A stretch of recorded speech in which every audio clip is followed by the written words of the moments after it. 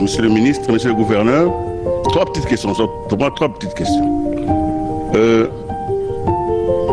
Il est vrai que la Banque centrale est un organisme indépendant. Quels sont les points de jonction entre la politique monétaire et la politique budgétaire? Parce que c'est le lieu aussi de faire partie certaines rumeurs. Mais parmi ces rumeurs les plus fortes, il y a celle qui dit que vos dernières décisions ont quand même fait baisser les recettes de l'État.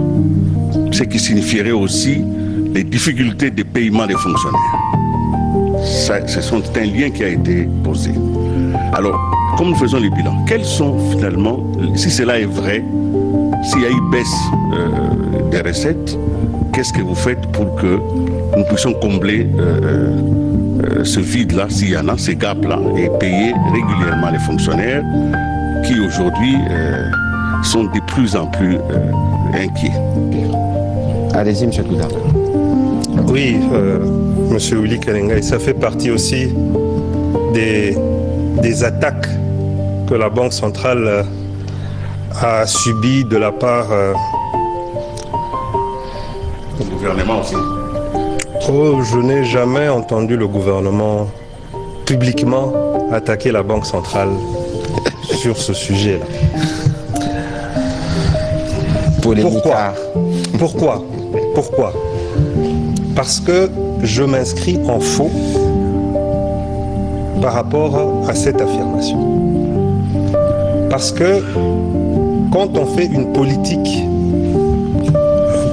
gouvernementale, les recettes qu'on met à votre disposition, ce sont les recettes budgétaires pour faire votre politique. Et les recettes budgétaires n'ont pas baissé. Les recettes budgétaires n'ont pas baissé. Les recettes, l'année 2025, et ce sont les chiffres du ministère des Finances, sur 27 401,2 milliards de francs congolais d'assignation de recettes budgétaires,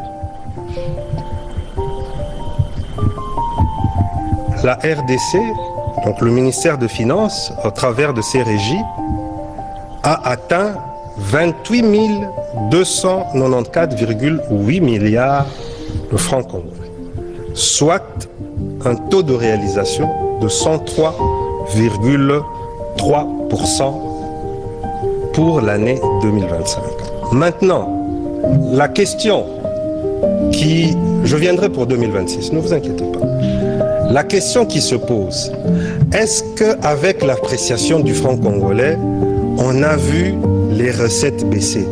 Mais c'est factuel. C'est pas ça, c'est pas en ces termes-là qu'on répond à une interrogation économique. C'est d'abord de savoir, est-ce qu'il y a eu perturbation budgétaire à cause de l'appréciation du franc congolais? D'abord, je vous ai parlé des recettes qui n'ont pas baissé. Donc, si le législateur pose la question au ministre des Finances, est-ce que vous avez atteint les assignations que nous vous avons données, puisque c'est nous l'autorité budgétaire, le Parlement? La réponse sera oui. Deuxième chose, c'est qu'un budget est fait de 2 colonnes. Et ça, on n'a jamais parlé de ces phénomènes dans les débats publics. Et je n'en parle pas parce que je n'aime pas commenter sur ces sujets-là, mais puisque vous me posez la question. Sur les 3 derniers mois de l'année 2025, l'État congolais a engrangé l'équivalent, je veux être très précis, de 1,91,7 milliard de dollars. Effectivement, quand vous faites votre calcul, comme à l'école primaire, je l'ai dit à votre confrère Christian Lusakweno, vous multipliez par 2800 2820 et quelques, vous avez un niveau de recettes en francs congolais. Et quand vous faites avec l'appréciation, vous avez moins. Et dans le cas d'espèces, la baisse des recettes était de 659,4 milliards de francs congolais. Maintenant, allons regarder du côté des dépenses. Puisqu'on a aussi dépensé en dollars, M. Willy Kalengai. Et on a dépensé exactement 1 milliard 450 millions de francs congolais les 3 derniers mois.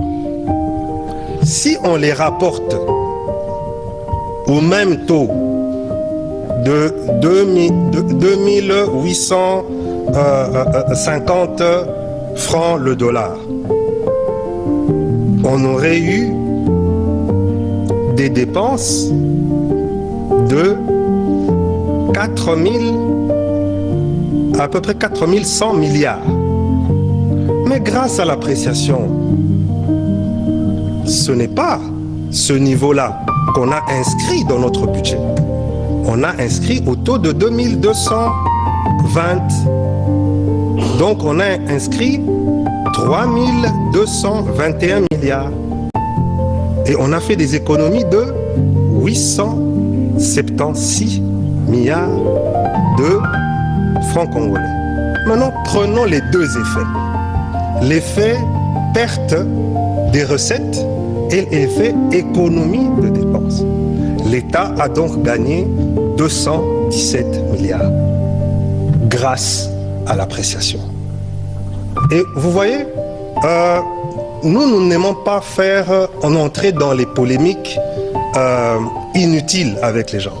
La Banque centrale produit des chiffres et que tout le monde peut aller vérifier et peut aller confronter ça à la réalité. Voilà la réalité économique. Voilà dans quel sens on doit parler de ces effets-là.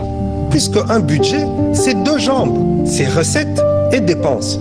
Mais il ne faut pas, puisque c'est intuitif, de dire que bon, les recettes sont en dollars, si ça baissait, mais ça tout le monde le comprend. Mais poussons un peu la réflexion un peu plus loin. Et les chiffres qui sortent ici, ce sont des chiffres que tout le monde peut vérifier. Maintenant, les 3 premiers mois. Je peux encore vous dire que les recettes n'ont pas baissé. Nous avons eu des problèmes avec 2 régies. La DGI et la DGRAD. La DGI, problème de réforme de la facture normalisée. C'est la principale taxe d'ailleurs qui est collectée pendant les 3 premiers mois de l'année. Et la DGRAD, c'est retard dans l'exportation, dans la reprise des exportations de cobalt. Vous verrez que la DGDA, comme par hasard, a atteint ses assignations sans problème. Pourquoi on n'en parle pas? Puisqu'il ne faut pas isoler. Puisque si c'était un effet du franc congolais, on devrait retrouver le même effet à la DGI, à la DGDA et à la DGRAD. Et maintenant, qu'est-ce qui s'est passé au mois de mars? La DGI, puisqu'il y a eu un arrangement, a vu ses recettes augmenter. Et la DGRAD, vous avez vérifié? Ils ont fait 170% de leurs assignations budgétaires. Maintenant, le mois d'avril n'est pas encore fini. Ça sera un mois terrible en termes de recettes. Et je suis en train de vous dire que tout ceci, ces recettes vont être atteintes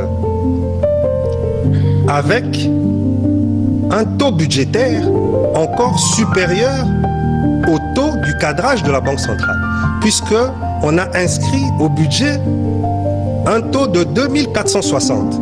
Donc même avec ce taux-là, vous voyez très bien que si on avait pris le taux de la Banque centrale, on serait déjà, en fait le taux réel, on serait déjà au-dessus. Donc, Pour ça, c'est pour répondre à votre question.